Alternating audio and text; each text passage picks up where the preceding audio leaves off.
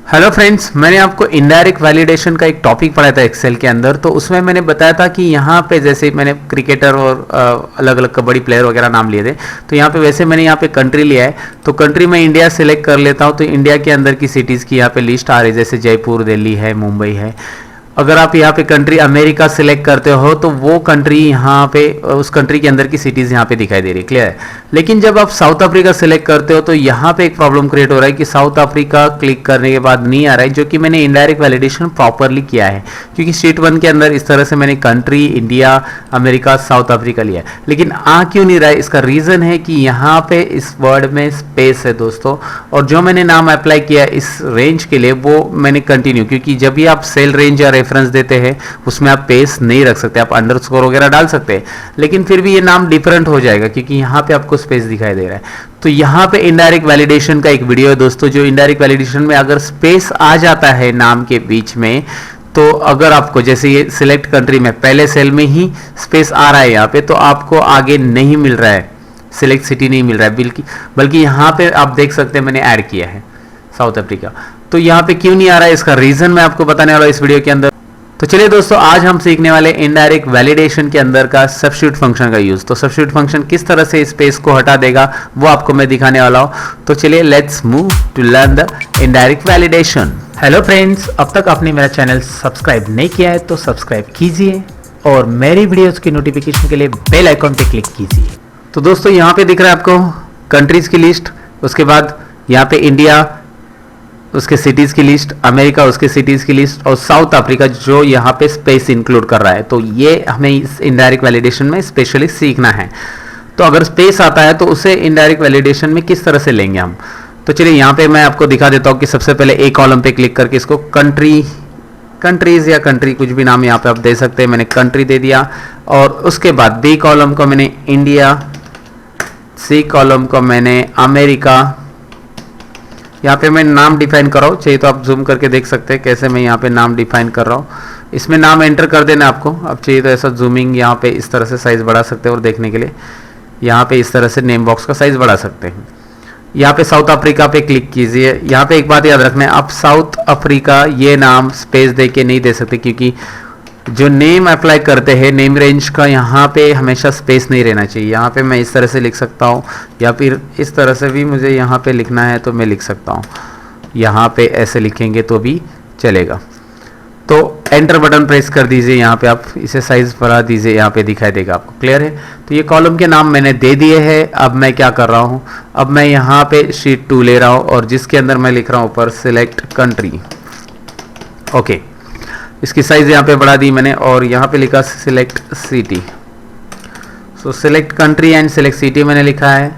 इसके बाद आपको पता है कि मैं क्या करता हूँ, सिलेक्ट कंट्री में मैं यहाँ पे क्लिक कर रहा हूँ, सिंपल सी बात है, और डेटा में जाकर यहाँ पे डेटा वैलिडेशन में यहाँ पे दे रहा हूँ लिस्ट। डेटा वैलिडेशन सबको आता है, सोर्स कहाँ से लेना है डेटा वैलिडेशन का वो आपको पता है। बस यहाँ पे आपको सोर्स के लिए उस कॉलम को सिलेक्ट करने की ज़रूरत नहीं है। मैंने क्या लिखा है आप देख सकते हैं वहाँ पे, इज इक्वल टू कंट्री, क्योंकि वो ऑटोमेटिकली कंट्री जो कॉलम है वो आपको दिखाई दे रहा है। आप इसे ड्रैग करेंगे तो भी ये सभी कॉलम में यहाँ पे आपको दिख रहा है कंट्रीज़ की लिस्ट आ रही है। इंडिया ले लो, अमेरिका ले लो, जो भी है यहाँ पे आप सिलेक्ट कर सकते हैं। इंडिया चाहिए तो इंडिया सिलेक्ट कीजिए।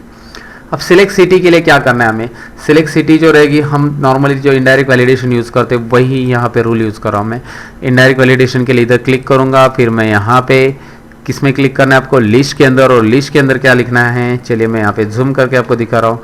इनडायरेक्ट लिखना है, यहाँ पे कैपिटल स्मॉल चलेगा, यहाँ पे कोई इशू नहीं है।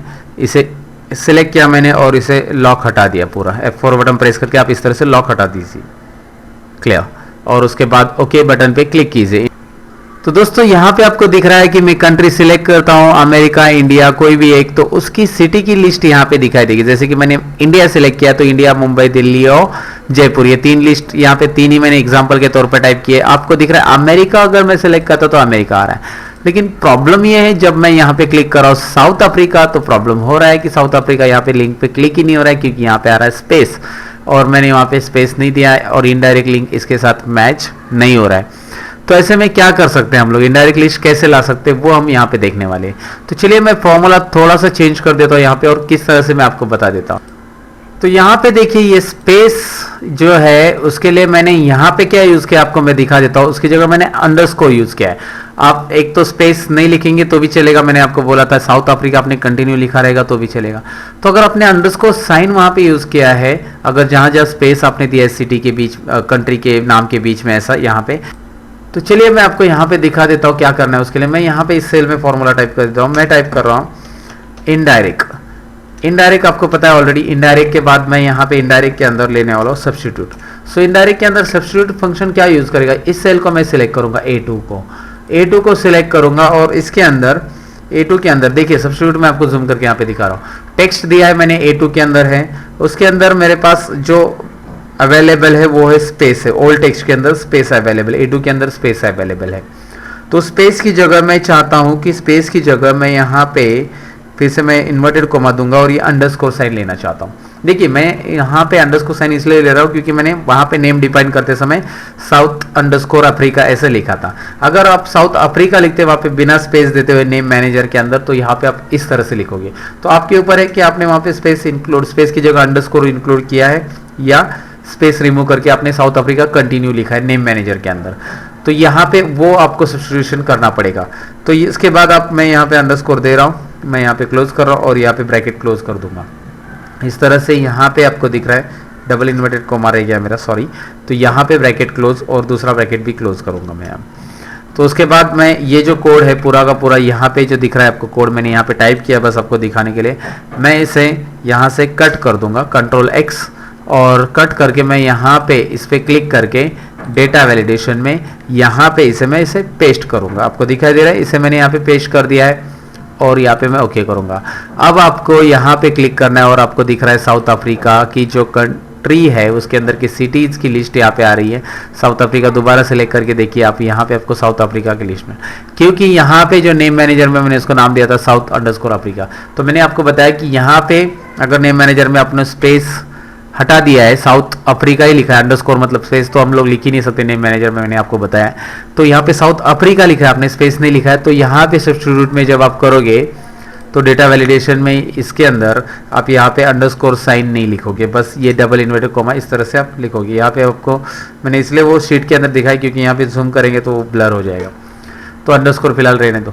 तो ये प्रॉब्लम यहाँ पे सॉल्व हो गया है डिपेंडेंट लिस्ट का, क्योंकि डिपेंडेंट लिस्ट है, ये डिपेंडेंट लिस्ट है, किसके ऊपर डिपेंडेंट है, यहाँ पे जो कंट्री सेलेक्ट करेंगे उसके अकॉर्डिंग यहाँ पे लिस्ट आ जाएगी।